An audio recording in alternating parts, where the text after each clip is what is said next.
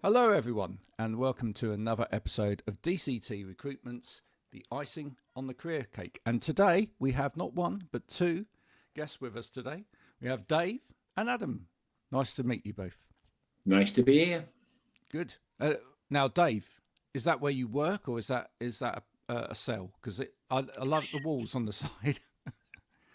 Well, those walls on the side were put up by my own fair hands, but the idea for them came from any pret-a-manger you care to wander into. They all have this wallpaper. I like it a lot. And so this is the head office of all Dave Verburg operations globally. Fantastic. In Bootle. And what are the sandwiches like, Dave? Well, luckily, I only make them for myself. So Right. they're fine. They're perfectly acceptable. Perfectly acceptable. Okay. But he overcharges for the coffee. Adam. Always. Nice to meet you, sir, as well. Nice to meet you. And where are you coming from today? All the way from the waterfront in Liverpool. So I am in my home office, which is basically just me at home, as usual, with a very nice view out the window of the marina. So I get to look at the water on a regular basis. So yeah, nice. Oh, This is my global operations centre. So Head of global operations, yeah. That's yeah.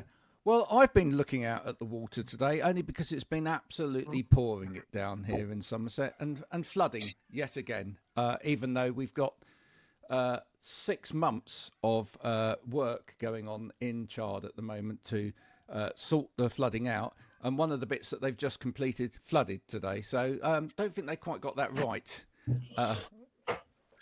Controversial. well, as we're on weather, Graham, Dave, I was playing golf this morning with purple trousers. Yeah, I don't like to, yeah, with my purple trousers on, yeah. But and Dave ducked out of golf this morning because yesterday he pronounced that it was going to chuck it down and be terrible. And we played golf in the beautiful sunshine this morning. It was actually almost too warm. So yeah, we didn't have any rain. It was nice. Tropical, even. There you go. And that's why you've got your Hawaiian shirt on. That's why I've got a Hawaiian shirt on. Ready for that. So you're here today to talk to us about Boomerang. Is that right? That's correct. Yeah. I believe so. And networking in general, I think. If we Okay, can help cool. with any of them tips, that would be great. So we're not talking about Australians and putting shrimps on the barbie and the bit of wood with the curve in it, etc. But where did the name come from? Why did you call it Boomerang? And tell us a bit about it. So Boomerang started in the Netherlands with two guys, Jos and Akil, who were looking to network in a different way. And the reason they called it Boomerang was they realized that in any endeavor, the result of the endeavor is the result of the effort you put in at the start. So if you want to make a boomerang come back to you, you've got to put enough effort in at the start. You've got to throw it well enough and it'll come back. So from in the networking terms, the effort you put in, building relationships, meeting really cool people, helping them out is what you'll get back. Hence the term Boomerang. Love it. It's entirely what networking is about, or should be about. Adam, where did your foray into networking start? When did you first start networking? That's a good question. So Dave and I'll go to where Dave and I met really, and how we ended up meeting. We met at a networking event. I'm not an experienced networker for years and years and years. It's never been my bag. I've always worked on referral work for my own business. And then I met Dave at a networking event, and we clicked quite quickly. And then I followed Dave at like some weird stalker to loads of different networking events and managed to blag my way into all sorts of networking things. I found out that I actually quite enjoyed it, and I enjoyed the social side. I'd got divorced again because it's a regular thing that I do. So yeah, I needed to expand my network to find new people to marry and do things like that with. Not that I'm going to. You do realise that as soon as you say that on a podcast that's going to go out on LinkedIn, you'll be inundated with relationship coaches. But there you go. I'll be honest. The relationship coaches have got a difficult game with me, as Dave well knows. But Dave and I met at a networking event, and we got on really well. And then he came to me with this mad thing and went, "What do you think of this?" And I went, "Right, well, we need to put it into some sort of like real world stuff." And he said, "Why don't you come to Holland with me?" I was like, "Okay, great." So we went to Holland and saw, for me, saw something very different. Saw something that was very energetic, very different kind of people in the room. And yeah, really, really interesting. If you ever want to see what energy is like in a room, go to a networking event that's completely in Dutch. And see if you enjoy it. And if you manage to come out of the room and think, "Oh, I really enjoyed myself," and I thought, "I've got a clue what went on, but I had a really good time." I have spent many a business event, or I've been to many business meetings in Holland, so I completely understand what you're talking about there. It is like a completely different world. I think the Dutch are really interesting because on the one hand, there's a kind of Germanic side to them, which is almost quite aloof, but they are really people, aren't they? I think they really get people, perhaps even more than we do. Well, their communication style is fabulous as well. It's very direct, and to be honest, it coins a phrase without actually using the phrase that I like a lot, which is everything I say to anyone is said with love. Right, and they communicate directly, and everything they say is basically a bit love.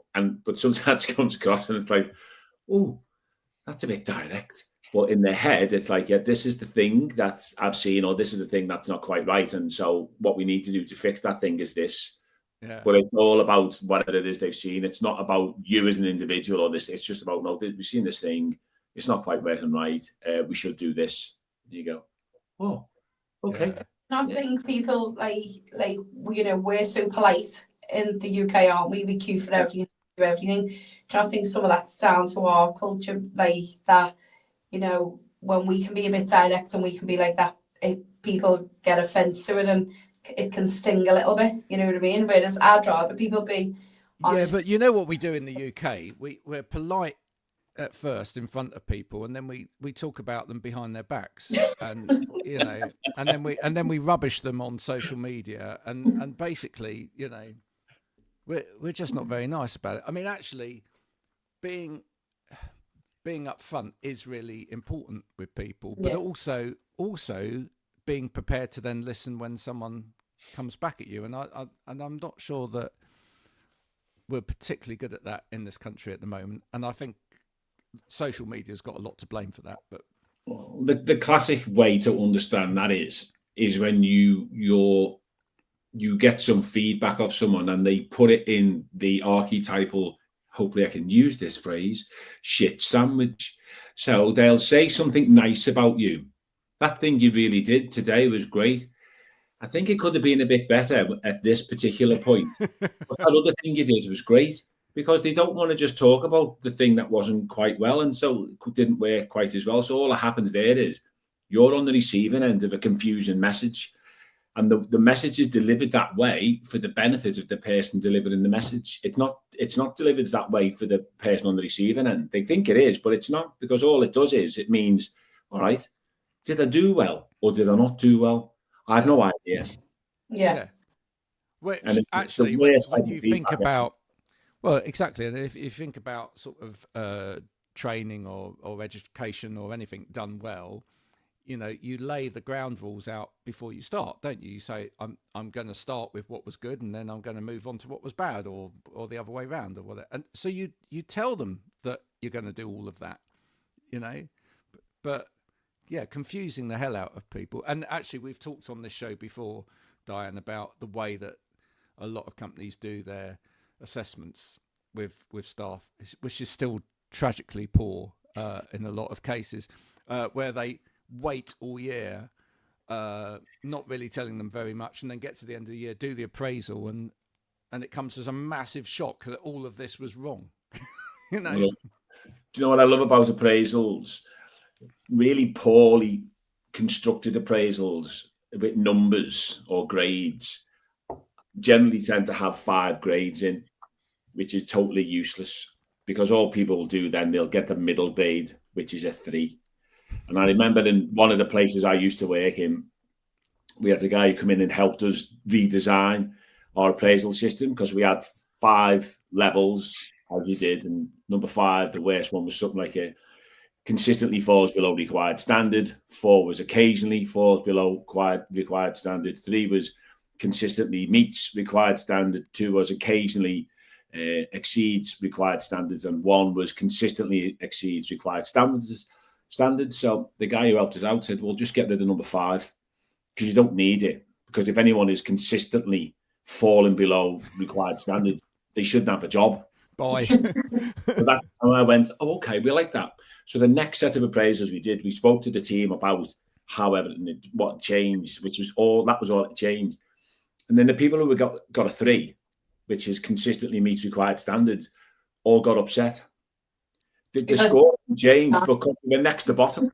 Yeah. So now they're next to bottom now, and they're like, well, hang on, we're next to bottom. No, everything's great. We're really happy with what you're doing. Yeah, but we're next to bottom. Well, it doesn't matter. You're still a 3. And so the understanding of that concept of hierarchy and position is important in these things. So it doesn't matter. It took us a long time. It's like felt like you were banging your head against a brick wall at times to try and get them to see we were absolutely delighted with what they were doing. But because they weren't in the middle, they were near the bottom. Yeah. They didn't like it. Yeah, no, scoring systems without the right narrative around them are kind of pointless, aren't they? Really. So yeah. I always love that. I always love the piece, Graham, the bit you went back to doing it once a year when we talk to a client. Dave and I'll go and talk to clients, and they'll go, "Yeah, we've done our appraisals this year." And you go, "All right, is that it? Is that it? Yeah. They've got their performance development plan, so it's all good. Okay, yeah, for the year, cool. That's good. Yeah, but it's what you've got to do then. Though is like break that down though into like how's it going, chat, or something like where it's then a monthly thing. If that's the only time we speak to someone, then yeah, that's poor. But if that's the system, but then you have a checkup once a month, for instance, and that's documented. So like that's what we used to have to do. And you'd write the appraisal throughout the year. Does that make sense? So when you were walking into PR, it was never a shock. If it was, your manager definitely done something wrong. Because if you were expecting a 4, like in our world, 4 was the best, and you got a 2 was the way, like you'd be like, what? So you can do a yearly one, but it needs to be an ongoing chat throughout the year, doesn't it? Yeah, continuous program. Yeah. I was going to say, in my world, assessments of people should be done every day, and they should be asked for as well. You want a culture where people ask for feedback, not wait for it.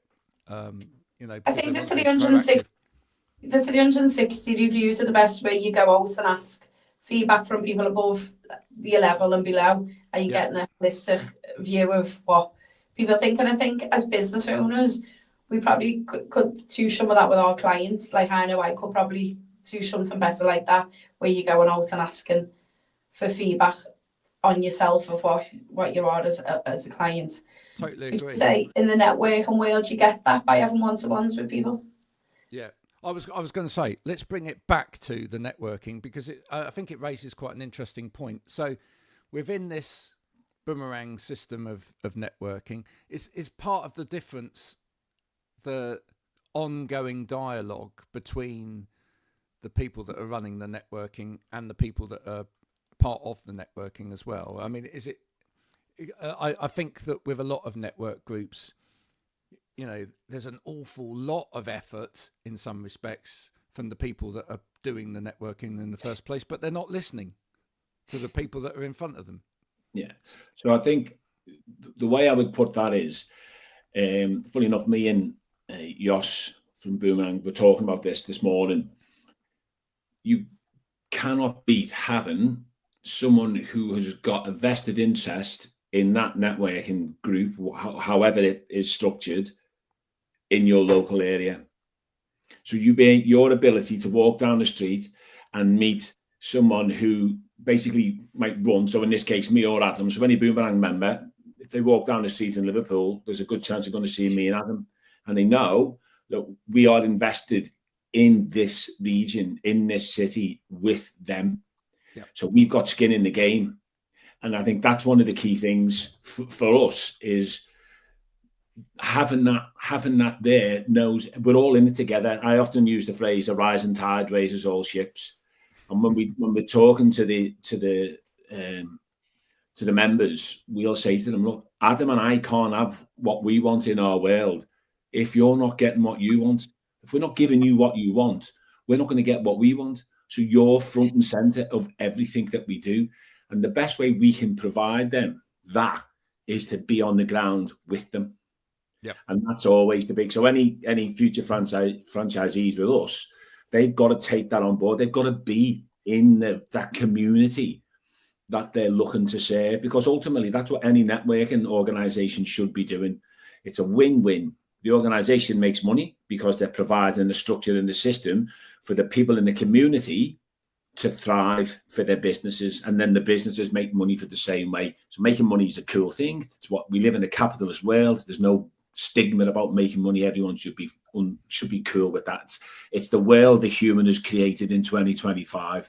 So to do that the right way, we believe you've got to have boots on the ground from the people, using your analogy earlier on, from who are in charge, for want of a better phrase. Anyone can come and speak to me, the Boomerang Liverpool, anytime they want. You can drop me a message and I'll make sure that they're getting looked after. And if we're not doing stuff that they need and it fits in with how we want to operate, then we'll do our best to facilitate that in there. That's the whole point. Yeah. Lots of thought leaders at the end of 2024 said that the word of 2025 will be community. That's 2025 will be where people start to really build community. And I think we've seen that a lot, even on platforms like LinkedIn or whatever. I think there's quite a lot of division on some of those platforms now in terms of what people want out of them, etc. And I think people want to kind of hone in on a space, a community, maybe that actually fulfills their needs more. So who are the people of Boomerang? So who are the people that would fit into this community? What you mean as what would make an ideal member? Mm. So somebody, in this particular case where we are, somebody based in the city region for us, because this is a Liverpool City region one that we started, although we will be expanding, and they've got to have that rising tide raises all ships mentality. They've got to understand basically the Boomerang philosophy. If they want to get what they want, they've got to put in, and they've got to be accountable. That's the big thing for us. I've said to all the members that if they come to me and say this isn't working, my first question to them will be, tell me which part of the process are you struggling with? Yeah. And then when they tell me that, I'll help them do better with that.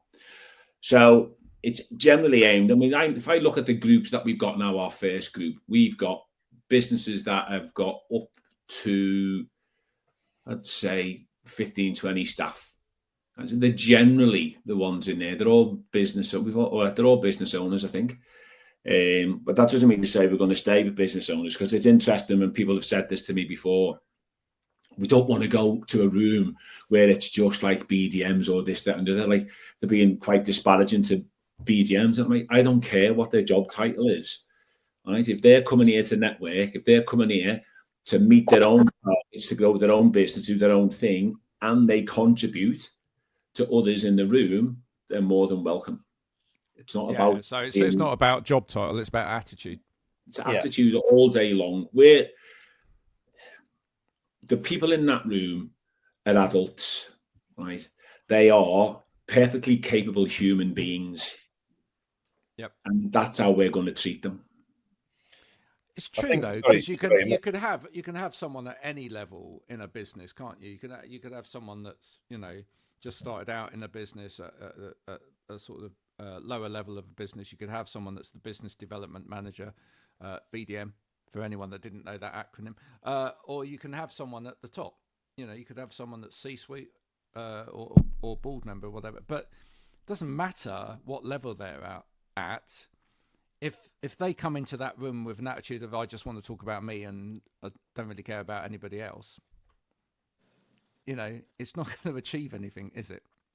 It's very much about those. Diane said it before about the one-to-ones and those personal relationships, and I think your comment before, Graham, about community is really important, because with COVID era, with some of the businesses that come off the back of those, and with a lot of the working from home stuff that's gone on, people have lost a community, and they haven't got, particularly the younger business owners, and we see some amazing startups and some amazing businesses that are young, run by young entrepreneurs.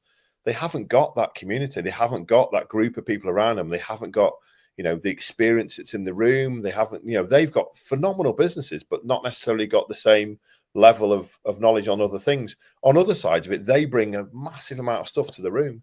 And to see that community building is really interesting for me, from almost a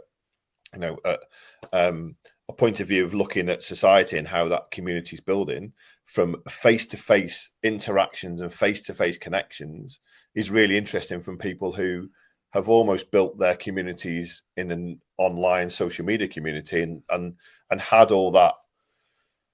There's none of the falseness if you're face-to-face. And as Dan said, the one-to-ones, if you're having a one-to-one with someone, that they're not giving you a like and a thumbs up and going, well done, yeah, brilliant. It's there's no escape at that point. So the attitude is vital at that point. Otherwise, it falls apart. So the people in the room, and certainly with our group in Liverpool, the people in the room are like, I love the mornings with those guys. They are an awesome group of people, and they all bring a totally different piece together, but the energy they bring into the room is just amazing. And that for me is where it sits: the attitude, the energy, but those relationships is just fabulous to watch. I think in any networking, that's where the experience is. If you're going in a room with people who just want to try and sell you something, it just falls off the table really quickly. Diane's got an absolutely fantastic network. It's one of these things. When I first started network in 2009, I looked around the room and I just saw loads of middle-aged white men who looked like they knew what they were doing. And the quite frightening thing for me now is anyone who comes into a networking room now is going to look at me and go, there's a middle-aged white man who looks like he knows what he's doing. And I've come full circle. So I know that I seen the first time I met Diane was about, 4 years ago, something like that. And she was just looking to start DCT and getting herself involved in networking. I see her now, she's an absolute magician at it, because she gets it, and she's got a boss community in there. Dave, it's only 2.5 years. It might feel like 4 or 5. 2.5 years, that's amazing. But she's proper got a really good network of people around her that have helped support her. But they've done it because she's it's the word is reciprocal. She's been the same for them. And so all I say to anyone about networking is, I'll use the phrase, you have to find your tribe. You'll connect with a group of people. And as long as you all support each other, it doesn't matter how you network, where you network. It doesn't matter if it's online, offline, in the morning, in the lunchtime. And it doesn't matter. What you need is to find a group of people that you can connect with, that think similar to you, have got the same set of values of you, and you just stick together and help each other out. That's a network, and you just go and do what you need to do. For me, there's no competition or anything like that. It's just don't find the people that you connect with, that you work with, and go and make that work. Once you make the decision to go to whichever one it is, it's up to you to make it work. No one else, just you. You go and make it work. I would go back to the point when you said before, when somebody's saying, oh, it's not working or whatever. I am in like a few different networking groups. And when I look at all my clients, or look at when I'm assessing the business and look at where they've come from, I have more out of the networking group. I put more of my effort into because of the accountability. So the one thing I would say with Boomerang that will stand out from the crowds of some of the other networking things is because you're held accountable, you do it. And a lot of people will look at it and think, oh, we're being told what to do. It's like being in school. I don't know what, I don't need that. Well, no, you don't need that. But, especially some of the younger businesses coming through, when you're on your own and you haven't got that person anymore, you've now become your own boss. well, there's no one doing your appraisal, there's no one making you accountable, there's no one doing that. So what attracted me to something similar to your network was that I was being held accountable for my actions. You know, I'd just come from a world of being totally held. And I can say, you know, all my business pretty much, I'd say 80% has come through network, and it, you know, and comes through referral, and it wouldn't be where it was. But I've put my heart and soul into it. It hasn't come easy. It's come through having millions of one-to-ones with people, speaking to anyone and everyone, not just looking at it and thinking, oh, well, Adam doesn't fit in my category, so there's no point having a conversation. However, Adam's brother actually does my type of work, recruitment, and he's put me in touch with him. So that opens a different door. So it's people understanding and having a broad mind of having a conversation and seeing where it leads. That's the power of networking, and then following up on your promises, you know. One of the key things for Adam, Adam, you mentioned before around you didn't really do networking because your business was from referral. Yeah. Well, most of those referrals would have been from people that you knew. Yeah. And there's a good chance they would have been clients or someone who did a similar thing to you. And the point with networking is if you meet the same people every week, you build the same good relationships with these people, your referrals don't just come from your clients or your mates. They come from the other group of people. But it takes a bit of time to work it out, doesn't it? And it takes a bit of time for networking, and you almost have to kiss a lot of frogs to work out, like you said, Dave, with your tribe, and as you said, Dan, find the one that works for you and how that network works. And I think it's really interesting when people, because I've had the conversation with people at Boomerang where they go, oh yeah, I haven't really, I don't think anyone in this room's really going to help me. And I'm looking around the room going, well, I can name like 5 or 6 people who do stuff in this room where actually they've got a whole list of contacts that would be great for you, but you can't see it. And actually it's just not for them. It's fine. And I went to a lot of networking events in Liverpool at the start with Dave, went to a load of stuff with Dave and was like, what's this about? Like, yeah. What am I doing? I was trying to shake him off, but he just... Yeah, I did. He was trying to shake me off, I think. I ask, did a lot of drinking, which was interesting. So. Where does the Boomerang sort of framework sit in regards to the other big C that was kind of mentioned towards the end of last year that was going to be big this year as well, which is collaboration? Because, I mean, previously in the past that there's been a lot of competition between network groups, and but people aren't just people that you can just draw and then put in a box. We're quite complex beings, and we may run in lots of circles. We may be multifaceted as people. There may be lots of different elements to our business even and what we do, and therefore we can sit in multiple network groups, can we not? Yeah. So just to give it an example, Adam and I about 3 hours ago, we'd been into where we have the meeting, and we were just setting up Boomerang for our meeting tomorrow morning. And when we were putting all the names, we've got the guest lists, and when we're putting all the names out, we're putting them next to somebody who they should be speaking to. So one of the guests has put a thing around cyber insurance as their key thing they want to support with. So it makes perfect sense to me. I sit them next to our cyber expert, but also our IT person as well, because I want them to collaborate. I want them to figure out and understand, get them talking to each other, and then they can begin to build a relationship in there. Collaboration is just... Some people talk about it, but they don't understand it and don't do it. Collaboration for me is about doing the best for the people around you. So, for example, I had a client who pays me every year, and I'd sent them to a newer networking organization, which I felt would be a better fit for them from where they were now moving to, and because their business had gone from them to they become part of a bigger group of businesses. And I'm like, you might want to be going there. I'm not going to lie, it stung in November a little bit when that person's invoice didn't land for the year. But I know I've done the right thing by putting them there, and they're flying there. because they're in a different, now they're in their organization is bigger and they're in a different world. And that's one of the key things for collaboration. You can't collaborate with an agenda other than doing what's best for the people around you and then accepting what comes about. Yeah.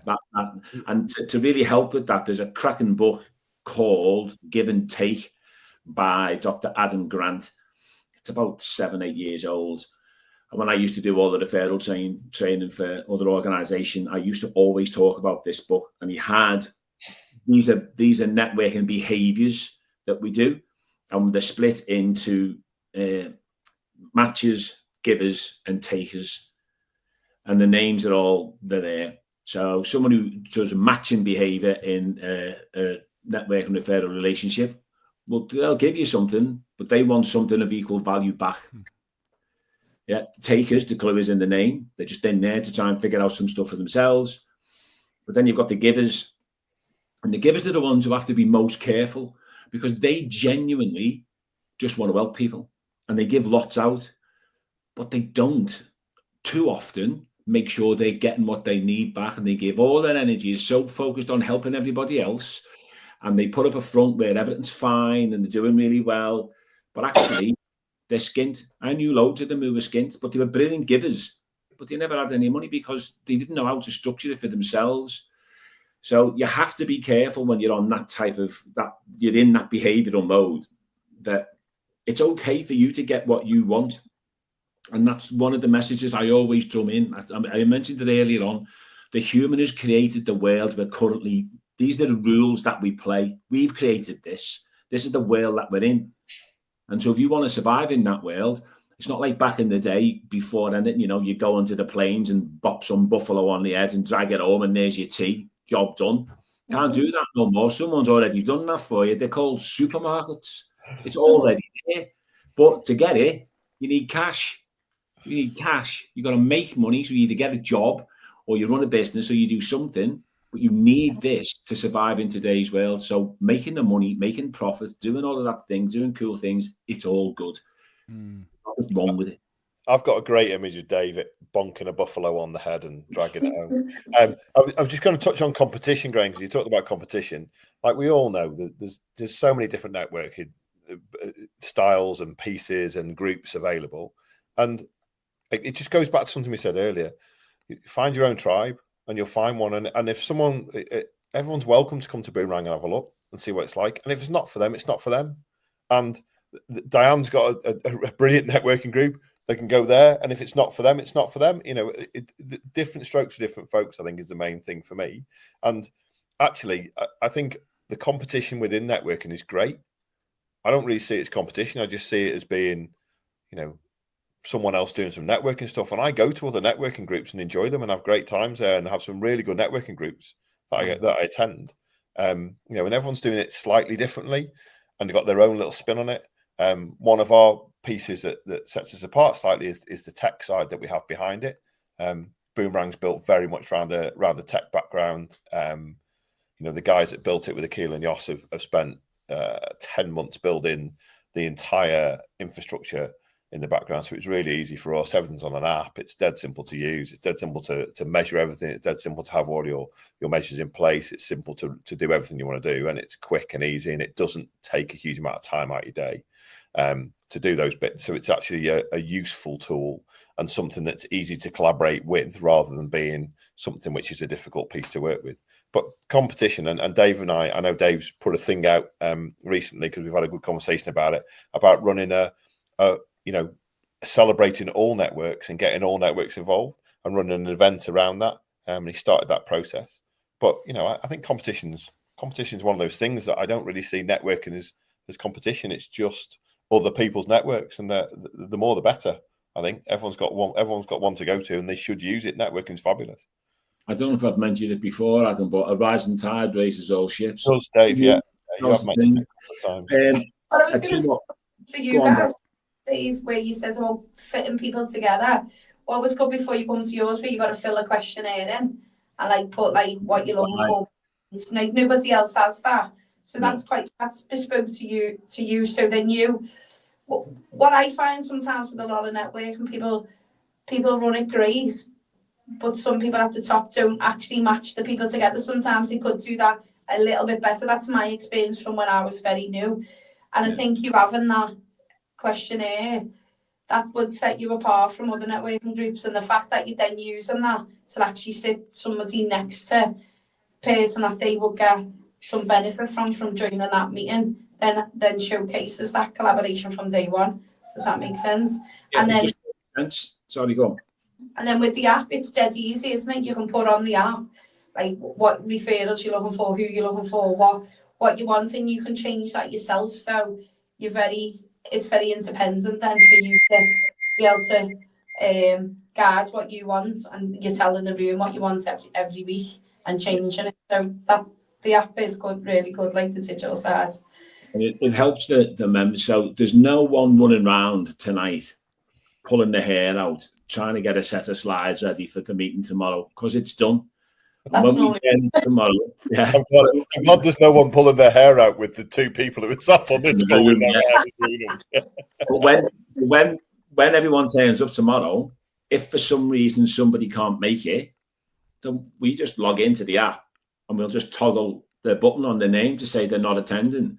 And then that just takes their slides, their information and all of that type of thing out of the running. We don't have to do anything else. It doesn't come up. And it just makes it so much easier, less stressful for people. We're not asking people to basically do more than what they need to do. And that's one of the things. I was talking to the boys this morning. They spent the first 10 months, I think, of starting Boomerang on the tech. They didn't go looking to build groups or anything. They started the first 10 months just on the tech. And the tech now has got the capability to have tens of thousands of members, not a couple of hundred. So they're already set up for that globally. And they've been speaking to, in this month, there's been 3 states in the US that have started. There's guys up in Norway that have started, as well as obviously the Netherlands and Belgium. And I think Adam and I caught them on the hop. It's basically, I was looking for something like this that I could access, because I couldn't access the one that's a bit like this.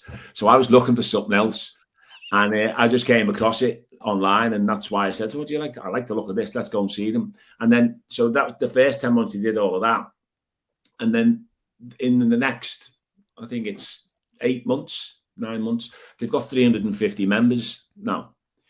Stan, that's in the Netherlands, and they've got 18 in the UK. And for me, I want to build the UK into a place where anyone who runs a business can come along, I won't use that phrase, but can come along and know that they're at the center of everything. Everything is about them, because whoever's running it cannot have what they want if they're not giving the people they're serving what they need. And that's the biggest thing for me. Adam and I are in a position of service. We've got an opportunity to help loads of local businesses in their own communities across the whole of the UK have a brilliant life. We've got that opportunity in our hands, and I absolutely love it. Because funny enough, last year I made a decision. I was thinking, in business in general, I just thought I was playing a bit too small. I was like, oh, I'm doing all right and this is okay, but why have I not pushed myself? Why have I not put my head up there and said to everyone, I'm the person that you should be coming to for these things? And I hadn't done it. And in my head, I had one of 3 things I didn't want to, which could have genuinely been a thing. I was happy, which I am. I've got a great life. There's nothing. I'm so lucky that with everything that I've got. And then the third one was I was scared. And I was like, oh, what if you're scared? What if you're too scared to do it? Well, there's only one way to find out. So yeah, at the age of 62 last year, I took on the national franchise for the networking organisation just to show I'm not scared. So there. But that means that we can now make that's the bit that excites me. It's this opportunity we've got to do this the best way it can be. So business owners, or even people in senior positions, your BDM, sales managers, all of those type of people, can go on holiday where they want, live where they want to do, put the kids in the school they want to put the kids into, because we're helping them and their business succeed. That, for me, that's like gold dust. Why would you not want to do that? And this kind of mirrors where leadership should be as well. Yeah, I mean, you said sorry, a minute Graham. ago. Go on then. Sorry, I just need to pick up on one thing there. Dave did need a slight little push. Oh, right. Towards the UK side. Okay, yes, we did, yeah. I did, didn't I? Yeah. So I'd said to Adam, there's one of the ways you can run Boomerang from a business perspective. You can choose to run 5 groups, and you'll get paid. So you build the 5 groups, get 125 members, and that's 104k a year business for you. And there's a 25k investment in that. So I was saying to Adam, well, why don't we just we'll just do it's called a 5-pack. Let's just do a 5-pack first and just see how it goes. he went, no, if we're going to do this, we're going to do it properly. And then we take on the UK, then at least we've got something of value. So I know I am 62. I might do this for 5, 7, 8, 9, 10 years. I have no idea, because I love what I do. That's the other thing. Retirement's not like it was back in the day where you would look forward to retirement because you've been working down a pit, working in a dock, working in a heavy manufacturing, and your body was knackered and you couldn't wait to stop. But for a lot of us, life's not like that now. And so if the thing that you do is something that you love, there's no need to retire. You just carry on doing the thing that you love. It keeps you fresh. It keeps you young. It gives you purpose. It keeps you going. So, yeah, there was that piece around there. I'd go, no, Dave, we're not doing that. Let's just take the UK. All right then. Let's do that. And so that's what we've done. Well, because everybody needs encouraging. Right? Yeah. It doesn't matter. Yeah, exactly. But it doesn't matter how successful you've been in the past or whatever you've done in the past. In the same way that you say that a lot of people go to network meetings and they never ask for what they need. We all need encouraging to do a little bit more. We're all scared of something. Yeah, it's human condition. Fear is a human condition. That's why I think the accountability for your type of network, that's what makes it work more, because nobody wants to stand up and say, I've done nothing, and look like they failed. So for me, that's, competition's healthy, isn't it? You want competition because it drives you forward. You want the challenge. You want, having other networking groups around. Competition will mean you won't become complacent. So that is good and it's healthy. So that's the same thing when you're in the meeting and you've got to stand up and say what you've done and what you've achieved. It's not so you look like you're a chop a tree or something. It's just that means that you've put effort into your own business, because these people are your business. Yeah. They're your sales team. They're talking about your business. They're pushing your business when you're doing something else. And that to me is priceless. That to me is what, you really get that and understand that, of how to understand other people's business. Like now I'm a lot further down the line. There's nothing better than being able to say, oh, I know someone who does that.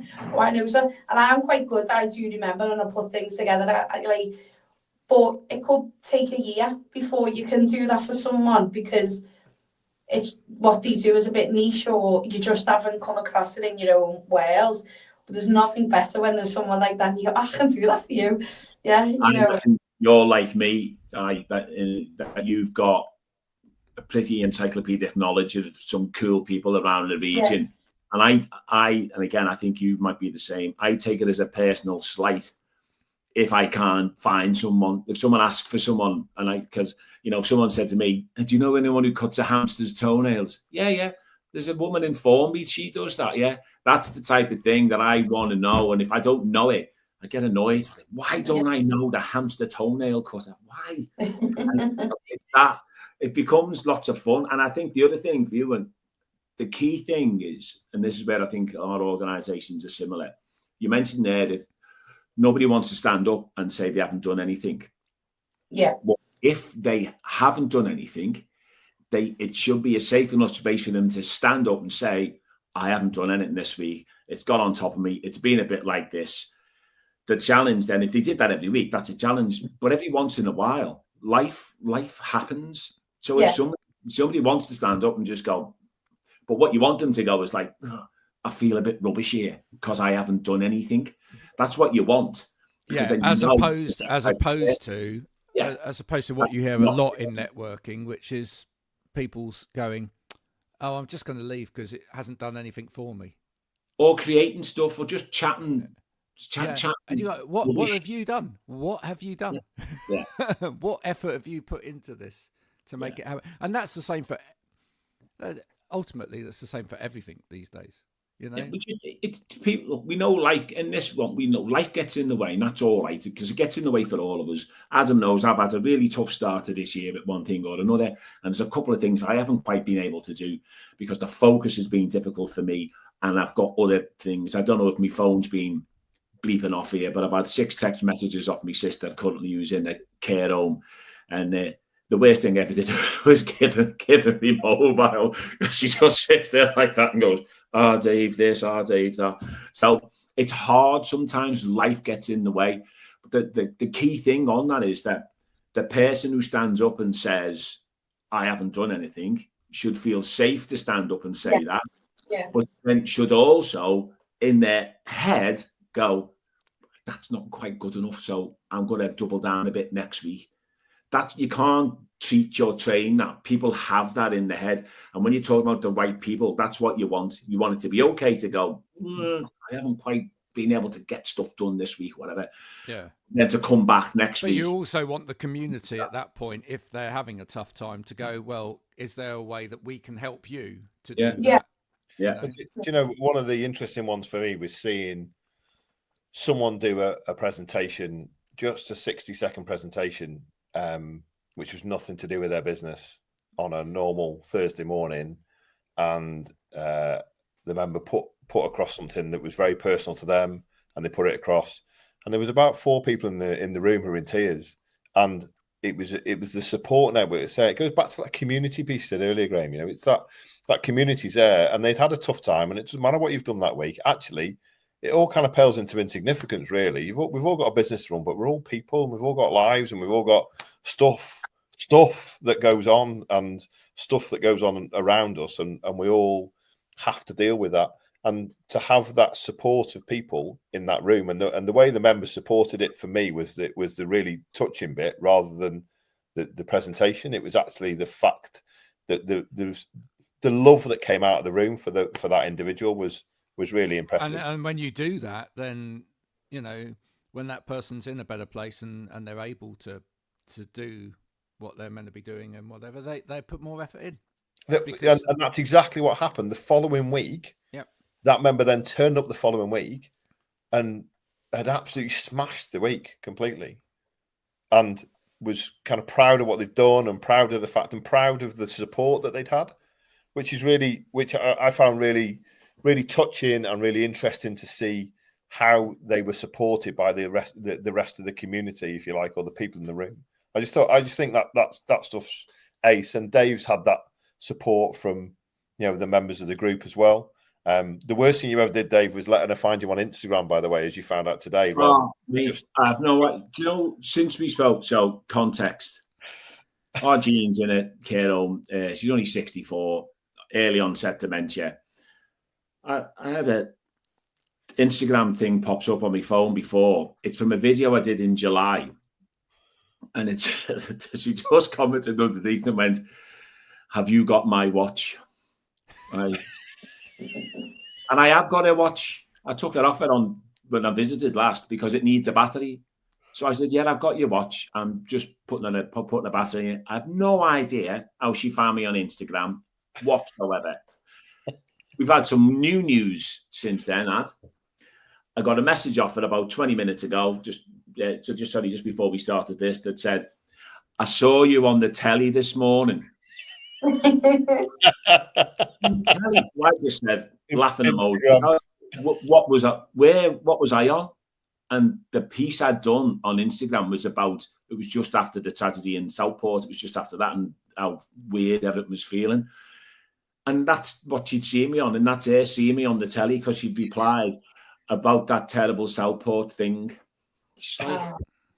But that's a proper example of stuff that we all have going on, you know, and the fact that people are able to share that in a safe environment and have someone to actually say. And I think, you know, rather than the Facebook post, the Instagram post of someone going, yeah, I've been in hospital, waiting for everyone to go, what's happened, and get 37 people going, what's happened, and then they don't tell you. they don't tell you. They go, oh, I'm okay now. You're like, well, it's a bit late. But actually having that personal interaction of people in the room and someone to share with, and you know, I think it's massive to see, and I think the more the merrier with it. I think that goes to being vulnerable, though, doesn't it? People are so scared to show the vulnerable side in life, but we've all got our vulnerable sides, and that's partly because of social media as well, because it's partly because so many people are so loud about their personal baggage, and there's so much that's just made up as well. I think people are, even when people have got genuine stuff that they're going through, sometimes they look and they go, oh, well, I know the reaction's going to be to this, or I'm not, you know, of a celebrity enough on this platform to share this. Do you know what I mean? And that's a real problem these days. I've talked with clients who will say to me about they've got team members in their early mid-20s, and there's a frustration amongst the clients that occasionally they might have a group of them and they don't, and these are their words, sometimes they don't take the initiative, they don't put their hands up, they don't put themselves forward for stuff. And I have to remind them of 1977 when I used to walk to school with Debbie Tyson and asked her out. And she said those words that no 15-year-old boy ever wants to hear, which is, I like, yeah, but just as a friend. And I'm like, I'm 15, I don't want to be your friend. I play football with my friends, right? Who goes into school, and Sandra Kelly and Gillian Morgan came to me and said, Dave, are you still going to be in our gang just because Debbie doesn't want to go away? And I said, yeah, that'll be fine. So there was only about 8 people who knew that Debbie had said no to me. If that happens now, there's about 1,000 people know in 8 minutes, because all hands it'll be everywhere. And that's one of the challenges we've got. I'm sure you'll see this, Diane, in your game as well, when you've got younger people who, and this is not a sweeping statement saying all younger people, but there's a section of them who have seen things happen in their school years or their teen years to friends where something might have happened and then everybody knows about it and everyone sees about it. So they don't put their hand up and they don't step forward because there's a hesitancy of like, oh, what if I do something stupid here? I'm keeping my head down. I'm not putting my head. So this is definitely something, certainly in the workplace, I think it's a thing that we've got to encourage this new cohort of people, because Adam and I, you got a big birthday this week. We're at this top end of it. We're passing through the other way, and we've got these other group of the younger working cohort coming in. And their working life is going to be so much different than ours, especially what mine was. I had my first job in 1978. So these are going to be completely different. I wasn't even born then, Dave. No need for that, Diane. It's not all right. Yeah. Lots of people weren't even born in 1978. And they think they know this now. That's why I say... It's all right, Dave, I was. Looks like he knows what he's doing. Yeah. So the interesting bit with that is that how you integrate those people into networking. Yeah. Because actually that age group, because as Dave said, they don't want to put their hand up, they don't want to, and it's a real struggle for a lot of them to get into networking, to support for networking in whatever format it is and getting them in. Because I've been to some, and we all have, everyone on this call has been to some networking events that are awful and clicky, and you walk in a room and there's 4 groups of people and you stand there and go, oh, I don't know which one to talk to. And, you know, and then my normal route is just to get drunk and it's the normal. Yeah. Even if it's the middle of the day, it's just a normal route. I can always get past it then. But, you know, for the younger age bracket and those particularly young entrepreneurs who've built a business, it's really hard and it's really tough. And I think, you know, that's why finding that tribe and that network that suits them is really difficult. I think. I think it's a massive challenge for them. Yeah, but not only that, they grew up in a world of technology in COVID. You know, they had to learn off screen, they had to do everything on screen. So, you know, getting into the face-to-face is quite hard for some people now. And I know COVID's a bit of a distant memory, but the... Oh, Sorry. she had a phone call. Yeah, sorry, call came through there. The kids who have had to grow up in that environment, like the kids who were born in COVID, for instance, were probably 1-2 before they even went out and had a family meal in a restaurant. So, like, just even coping with noise and background, whatever, you know. So as they're growing up, they're going to be even more sensitive to things and what they like and what they don't like. So, you know, it's all going to be, it's quite scary for some. There's some a lot people, of skills that you need Yeah. to help them with, you know. I mean, Yeah. If not least, you know, actually understanding that a telephone works as a telephone. Yeah. You know, so I'm sure you get it, Diane, where they won't even pick the phone up. They'd rather message you than pick the phone up. Oh yeah. Like you'll have candidates and I'll be like ring and you won't answer the phone, but then they'll text me. I'm like, this should stop being called a phone, shouldn't it? Yeah. Really? Because no one. One of the other phases as well, and this is from.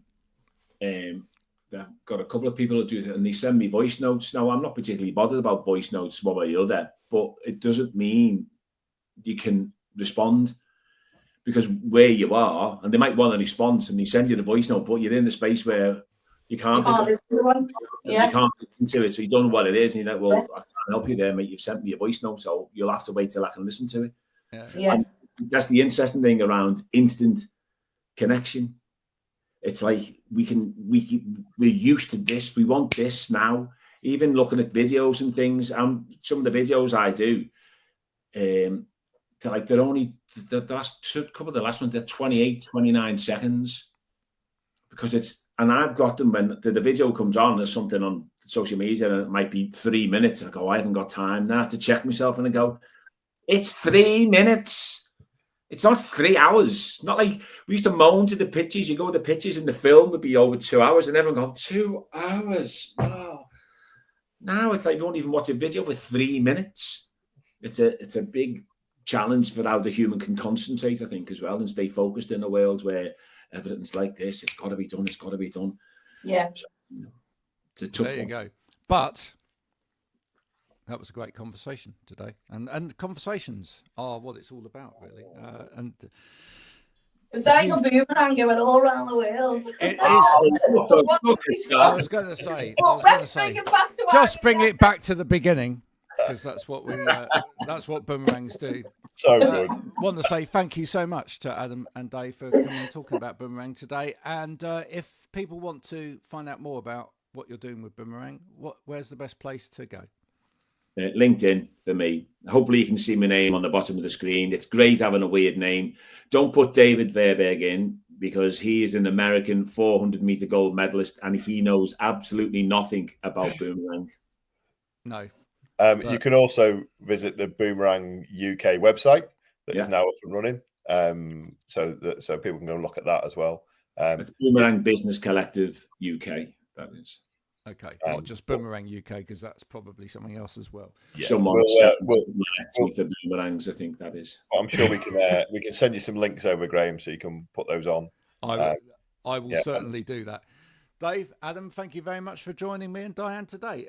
If you've enjoyed this conversation, do go and share it with your network. And if you're thinking to yourself, well, I haven't quite found my tribe yet, why not give Adam or Dave a message? We will be back soon with more of the same. But until then, bye for now.